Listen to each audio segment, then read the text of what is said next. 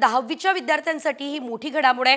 10वीची बोर्डाची परीक्षा आता वर्षातून दोनदा होणार आहे। 2026 या सालापासून आता या निर्णयाची अंमलबजावणी होईल। विद्यार्थ्यांना परीक्षेत चांगली कामगिरी करता यावी यासाठी वर्षातून दोनदा परीक्षा घेतली जाईल। विद्यार्थ्यांनी दोन्ही परीक्षा दिल्यानंतर मिळालेले सर्वोत्तम गुण हे ग्राह्य धरले जातील। तसा पर्याय विद्यार्थ्यांना दिला जाणार आहे। सीबीएसई बोर्डाने 2026 पासून वर्षातून दोनदा 10वीच्या बोर्ड परीक्षा घेण्यासाठी मंजुरी दिली आहे।